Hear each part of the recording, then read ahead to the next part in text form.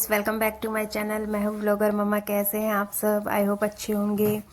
तो यहाँ मैं काट रही थी पपीता बच्चों के लिए। बच्चे स्कूल से आ गए थे और उनको भूख लगी थी, तो मैंने उनको पपीता काट के दिया था। एक्चुअली क्या होता है ना कि जब बच्चों के पास ना इतना टाइम नहीं रहता कि वो जल्दी से फ्रूट्स वगैरह कुछ खा सके। स्कूल में भी अगर पैक करके देते हैं ना तो बच्चे खाते नहीं है, ऐसा का ऐसा ही लौटा लाते हैं। तो मैं क्या करती हूँ कि जब या तो मॉर्निंग में जब बच्चे स्कूल जाते हैं उनको उस टाइम पे मैं फ्रूट्स दे देती हूँ काट के खाने के लिए, या फिर जब वो स्कूल से आ जाते हैं मैं उसके बाद उनको फ्रूट्स देती हूँ। तो आज मैं दे रही थी स्कूल से आने के बाद। तो यहाँ बच्चे स्कूल से आ चुके थे और मैं उनको दे रही थी पपीता काट के। और फिर मैंने बनाया था अपने लिए लंच, क्योंकि मुझे भी भूख लगी थी और मैंने भी कुछ नहीं खाया था। तो इसलिए फिर मैं अपने लिए रोटियां बना रही थी। सब्जी ऑलरेडी बनी हुई थी, क्योंकि मैं क्या करती हूँ ना, जब मैं सुबह को खाना बनाती हूँ मॉर्निंग में, तो मैं उसी टाइम पे थोड़ी सी सब्जी एक्स्ट्रा बना लेती हूँ, ताकि मेरे को ना दोपहर में थोड़ा इजी हो जाए काम करना। क्योंकि मेरे को दोपहर में फिर बच्चे लेने जाना होता है, तो उतना टाइम नहीं होता कि मैं अलग से दोबारा लंच प्रिपेयर करूँ। तो मैं मॉर्निंग में ही थोड़ी सी एक्स्ट्रा सब्जी साथ में बना लेती हूँ, जिससे मेरा आफ्टरनून का काम चल जाता है। और मैंने देखिए अपने लिए रोटियां बना ली हैं और रोटियां बना के मैं अपना लंच करूँगी। आजकल बच्चे स्कूल से थोड़ा लेट आ रहे हैं, उनकी स्पोर्ट्स क्लासेस चल रही हैं, तो उस वजह से मेरा भी लंच थोड़ा लेट हो जाता है।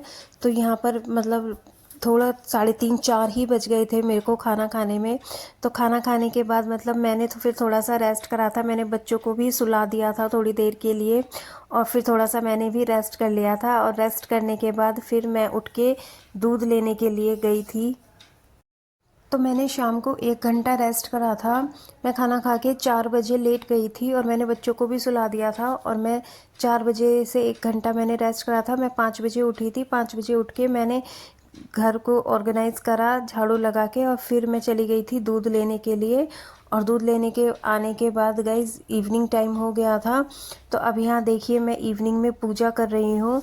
तो डेली इवनिंग में हमें अपने घर में पूजा करनी ही चाहिए और सबको करनी चाहिए, क्योंकि उससे एक पॉजिटिव वाइब आपके घर में आती है, जिससे आपको खुशी मिलती है और आपको एक ऐसा फील होता है कि हाँ सब कुछ ठीक है घर में। पूजा करने से आपके मन को जो शांति मिलेगी ना, वो आपको कहीं से भी किसी भी चीज़ से नहीं मिल सकती है। क्योंकि जब आप अंदर से परेशान होते हो या टेंशन में होते हो, और जब आप अब भगवान को याद करते हो, तो आपको एक अलग ही तरह की एनर्जी फील होती है, जिससे आपको बहुत शांति और सुकून मिलता है। तो आप डेली आप पूजा करा करें। ये आपके घर से नेगेटिविटी को दूर करता है और आपके घर में पॉजिटिविटी लेकर आता है। और वैसे भी एक आपका जो कनेक्शन होता है ना भगवान से, वो उस टाइम पे ही बन पाता है, क्योंकि पूरा दिन तो आप घर के कामों में और एक्स्ट्रा की टेंशन में लगे रहते हो, तो उस टाइम भगवान को नहीं याद कर पाते हो। सिर्फ एक यही टाइम होता है इवनिंग या मॉर्निंग की पूजा का टाइम, जब आप अपने आप को कनेक्टेड फील करते हो भगवान से। पूजा करने के बाद देखिए मैं यहाँ कर रही थी दूध गर्म। दूध लेकर आके मैंने थोड़ी देर रख दिया था, तो मैंने अपने थोड़े से काम जो थे मेरे बचे हुए वो मैंने करे थे, क्योंकि मुझे आज अपने राशन को ट्रांसफ़र करना था कंटेनर्स वगैरह में, जो भी दालें मैं लेकर आई थी, जो भी सामान लेकर आई थी।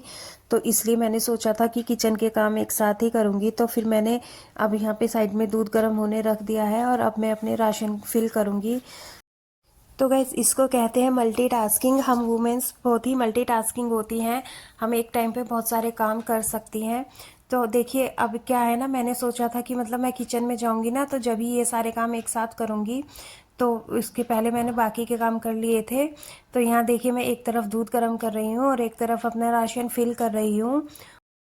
यहाँ मैं लेकर आई थी कुछ दालें और मसाले जो कि मेरे ख़त्म हो गए थे, तो वो ही मैं उनको लेकर आके फिर उनको मैंने कंटेनर्स में रिफ़िल कर दिया था। कुछ कंटेनर्स मेरे बिल्कुल खाली हो चुके थे और कुछ में थोड़ा थोड़ा सामान बचा हुआ था।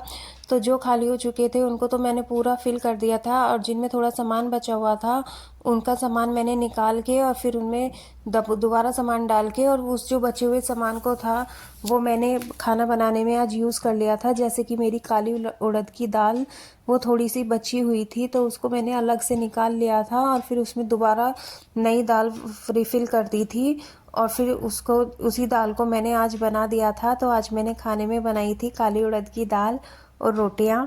तो गाइज़ यहाँ देखिए, यहाँ मैं दूध को दूसरी गैस पर ट्रांसफ़र कर रही थी क्योंकि मुझे ना ऊपर से कंटेनर्स वगैरह निकालने में दिक्कत पड़ रही थी, क्योंकि गैस जली हुई थी और फिर मुझे ऐसा लग रहा था कि कहीं मतलब मेरे कपड़े वगैरह में जल ना जाए, या तो मुझे मतलब आग वगैरह ना लग जाए कपड़े में। तो किचन में काम करते हुए हमें अपनी सेफ्टी का भी ध्यान रखना होता है, तो इसीलिए बस मुझे लगा कि मुझे दिक्कत हो रही थी ऊपर से कंटेनर्स उतारने में, तो मैंने दूध को फिर दूसरी गैस पर ट्रांसफ़र कर दिया था और फिर मैंने सारे कंटेनर्स उतार के रिफ़िल कर दिए थे। तो यहाँ देखिए, यहाँ मैंने उड़द की दाल निकाली थी बनाने के लिए, जो मैंने आपको बताया था। तो थोड़ी सी मेरी पहले की बची हुई दाल थी, वो मैंने निकाल ली थी और थोड़ी सी मैंने नई दाल में से लेके मिक्स करके फिर उसको बना दिया था। तो राशन में मैं लेकर आई थी काली उड़द की दाल, धुली हुई उड़द की दाल, मूंग की दाल, अरहर की दाल, छोले, राजमा। तो गाइज़ ये सब फिनिश हो चुके थे, तो ये सब मैं ले आई थी और साथ ही लाई थी मैं कुछ मसाले, जैसे कि छोले मसाला, राजमा मसाला और कस्तूरी मेथी और कश्मीरी लाल मिर्च। कश्मीरी लाल मिर्च मैं क्यों यूज़ करती हूँ गाइस, क्योंकि मेरे बच्चे ना ज़्यादा तीखा खाना खाते नहीं हैं, वो बहुत कम मतलब लिमिटेड खाते हैं, उतना तीखा नहीं खाते हैं। तो उसकी वजह से ना सब्जी मुझे मिर्च वगैरह कम डालनी पड़ती है सब्जी में, और फिर उसमें मतलब ना उतना कलर वगैरह कुछ नहीं आ पाता है, तो इस वजह से मैं थोड़ा सा कलर ऐड करने की वजह से कश्मीरी लाल मिर्च यूज़ करती हूँ खाने में। तो यहाँ देखिए, यहाँ मैं काली उड़द की दाल बॉईल होने के लिए रख रही थी। उससे पहले मैंने उसको 2-3 बार अच्छे से वॉश कर लिया था। और जब हम दाल को वॉश करते हैं ना, तो एक मतलब गंदा पानी निकलता है, जैसे काली दाल में ना थोड़ा ब्लैक ब्लैक कलर का ही पानी निकलता है। और जैसे हम अगर मसूर वगैरह की या मूंग की दाल को वॉश करते हैं तो उसमें थोड़ा येलोइश पानी निकलता है। तो इसीलिए हमें दाल को हमेशा अच्छे से 2-3 बार वॉश करके ही बॉईल करना चाहिए। तो गाइज़ मेरे यहाँ क्या दिक्कत है कि मेरे यहाँ ना पानी थोड़ा हार्ड है, मतलब थोड़ा हार्ड वाटर है, तो इस वजह से ना दाल को गलने में ना बहुत काफ़ी टाइम लग जाता है। तो मैं क्या करती हूँ ना, उसको तो थोड़ी देर तेज़ आंच पे रख के और फिर उसकी गैस को मंदी कर देती हूँ और फिर मंदी गैस पे उसको बॉईल होने के लिए छोड़ देती हूँ। तो वो 3-4 सीटी में अच्छे से बॉईल हो जाती है, क्योंकि हार्ड वाटर ना चीज़ को बॉईल करने में दिक्कत करता है। हार्ड वाटर में ना चीज़ मतलब टाइम लगता है बॉईल होने में चीज़ों को। और फिर साथ के साथ मैंने आटा भी लगा दिया था। तो मैंने आधा ही राशन अभी फिल करा था, फिर मैंने खाने की बीच में खाने की तैयारी कर दी थी। तो मैंने दाल को बॉईल कर दिया था, दाल बॉईल हो चुकी थी मेरी, और उसको मैंने फिर थोड़ा सा पकने के लिए रख दिया था, और साथ के साथ मैंने यहाँ पे आटा लगा लिया था। थोड़ा सा आटा दोपहर का भी बचा हुआ रखा था, तो इसलिए मैंने आटा थोड़ा ही लगाया था, ज़्यादा नहीं लगाया था। आटा लगाने के साथ साथ मैंने दाल में तड़का लगाने की भी तैयारी कर ली थी। तो दाल का तड़का लगाने के लिए मैं ये वाली कढ़ाई यूज़ करती हूँ। ये थोड़ी सी देखिए आप काली हो गई है तड़का लगाते लगाते, बट लेकिन उतना तड़का ज़्यादा नहीं लग पाता है दाल में, तो थोड़ा ही तड़का लगता है, तो मैं इसी को ही यूज़ कर लेती हूँ, क्योंकि बाद में तो फिर मुझे ट्रांसफ़र करना ही होता है। और यहाँ देखिए, मैं अपना चॉपर यूज़ कर रही थी टमाटर को चॉप करने के लिए, जिससे कि फटाफट टमाटर चॉप हो गए थे और मैंने फटाफट से ही दाल में तड़का लगा दिया था और खाना तैयार कर दिया था। तो यहाँ देखिए, दाल में तड़का लग चुका था और फिर साथ के साथ मैंने रोटियां भी बना दी थी। तो गाइस, जब भी किचन में जाएं तो एक बार में ही किचन का सारा काम ख़त्म करके निकलें। जैसे कि मैं यहाँ पे दूध गर्म करने के लिए आई थी और फिर मैंने साथ के साथ अपना राशन फिल कर दिया था, और साथ के साथ ही मैंने कर दिया था खाना तैयार। और खाना तैयार करने के बाद फिर मैंने बच्चों को खिला दिया था। फिर हस्बैंड भी आ गए थे इतनी देर में ही, तो फिर उनको भी खाना खिला के और फिर मैंने भी खाना खा के फिर मैंने साथ के साथ किचन को क्लीन भी कर दिया था। तो यहाँ देखिए, मेरी रोटियां बन के मैंने खाना खा लिया था और फिर मैं आ गई थी किचन को क्लीन करने के लिए। गाइस, एक बार में ही किचन का काम अगर ख़त्म करके निकलेंगे ना, तो फिर मतलब उतनी दिक्कत नहीं रहेगी।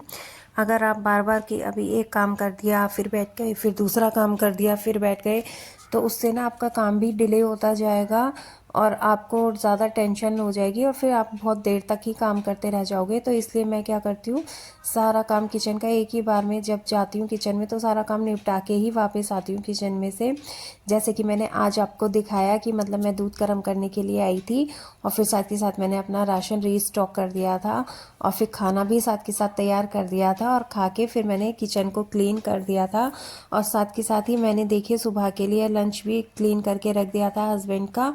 और एक काम और जो मैं डेली करती हूँ, वो जो पूजा के बर्तन होते हैं, सुबह को पूजा जो होती है तो उसके बर्तन भी मैं रात को ही क्लीन करके रख देती हूँ। यहाँ देखिए मेरे हस्बैंड के लंच बॉक्स क्लीन हो गए। एक हैबिट अपने आप अपनी डेवलप करें कि बर्तन धोने के बाद आप लोग जो स्क्रबर होता है बर्तन धोने वाला, उसको भी साथ के साथ पानी से धो के और रख दे, जिससे कि उसमें स्मेल नहीं होती है। और अब मैं यहाँ पे अपने पूजा के बर्तन वॉश करूँगी, जो मैं रात को ही वॉश करके रख देती हूँ, जिससे कि सुबह उतनी दिक्कत नहीं होती है। अगर आपको मेरी ये आदतें अच्छी लगी हो तो मेरे चैनल को सब्सक्राइब करें और मेरी वीडियो को लाइक और शेयर करें और तो मिलते हैं आपसे अगले व्लॉग में। Thanks for watching. Bye bye guys.